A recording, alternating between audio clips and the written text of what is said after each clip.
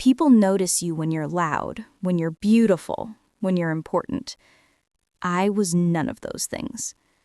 I worked quietly in the background of a place built on glass and gold.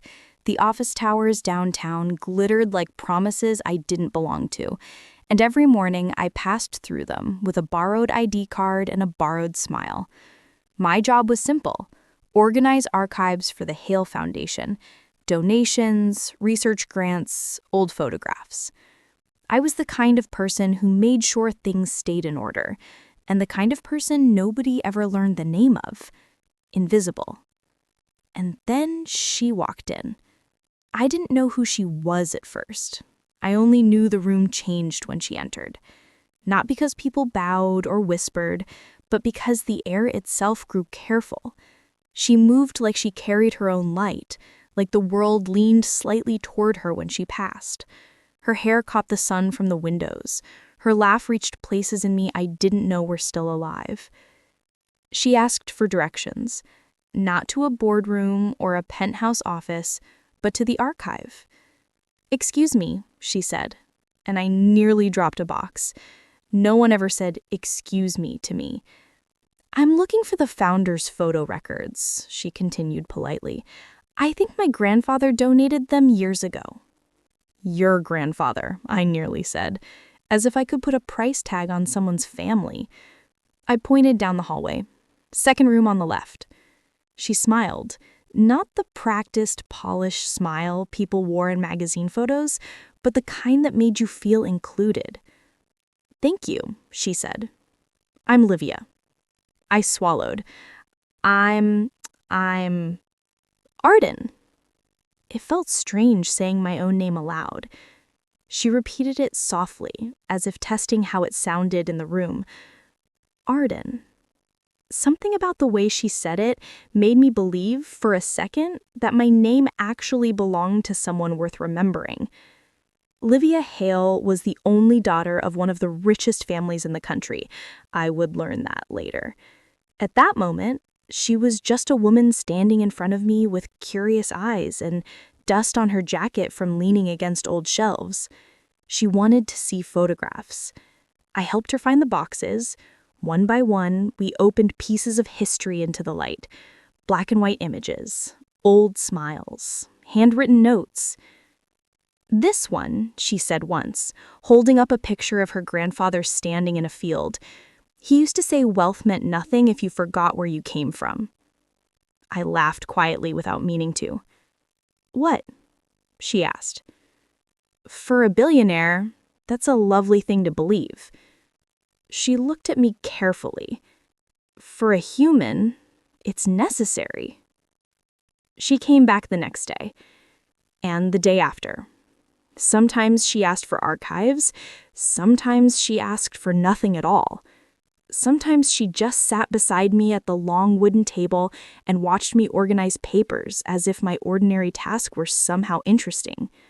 No one had ever watched me like that before.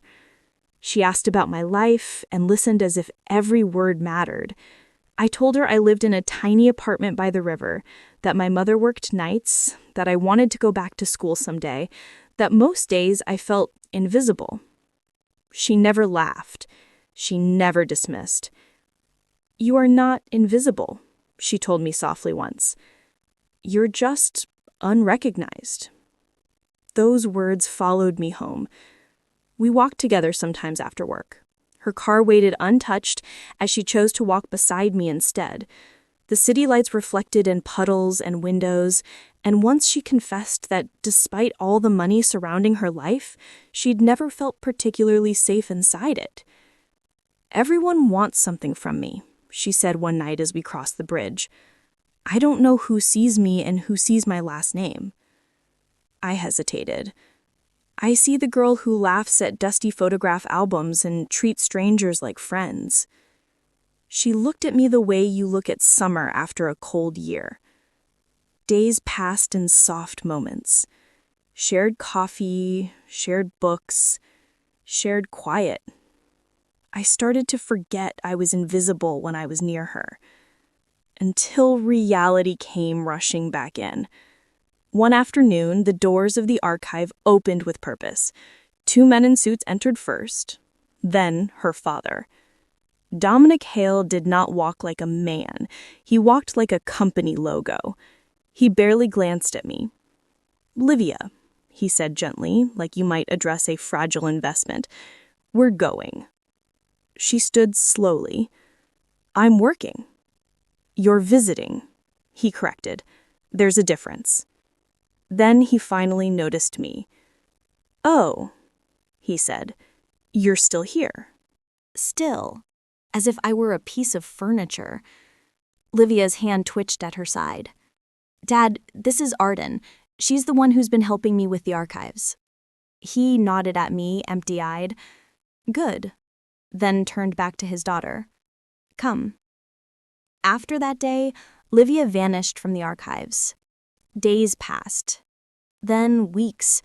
I walked past the empty chair beside me and tried not to ache. I told myself rich girls don't fall for invisible women. Then one night, my phone buzzed. A message. "Are you home?" I didn't answer quickly enough. Another message. "Please say yes." My heart pounded. Yes. 20 minutes later, she stood in the hallway outside my apartment, breathless, hair falling loose, eyes bright and afraid all at once. "They're moving me abroad," she said. "They've planned my life without asking me." I opened my door. She stepped inside my small, imperfect world where nothing glittered, but everything was real. She looked around, not like she was judging, but like she was discovering. "This is yours?" she whispered. I nodded. She breathed in deeply. "I've never felt safer anywhere." She sat on the floor. So I did too. Her voice cracked when she finally spoke again. "They don't see you as real. To them, you're a phase, a mistake, a name I'll forget." My chest hurt. "And I'm supposed to be invisible," I finished quietly. Tears ran down her face, unchecked. "I see you," she said. I didn't reach for her. Not yet. "I see the way you wait to be noticed, and I don't understand how the world can walk past you without stopping." For the first time in my life, someone had described me accurately. "My father says love should only exist where it's beneficial," she added, "but you've never benefited me, and somehow you've changed everything." I whispered, "Then stay." She looked at me. Then she took my hand, not dramatically, not desperately, but with certainty. "I want to choose something that doesn't belong to them." A week later, she told her family she was leaving. They threatened, they denied, they tried to buy her loyalty with everything she never wanted. She walked away with nothing but one suitcase and one stubborn heart, and came to me. At first, it was hard. Livia learned how small groceries felt when money had once been invisible. I learned how terrifying freedom could be when every consequence finally mattered.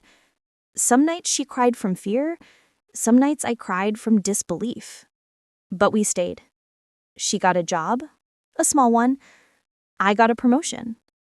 Slowly, life stitched itself into something steady, real, beautiful.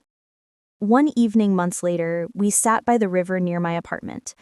The city shimmered like it always had, but for the first time, it wasn't something I stood outside of. She rested her head on my shoulder. "Do you ever miss it?" I asked. She smiled gently. "I lived in a palace and never felt at home." She looked at me. "I sleep in a tiny apartment and feel alive." I whispered, "You gave up everything."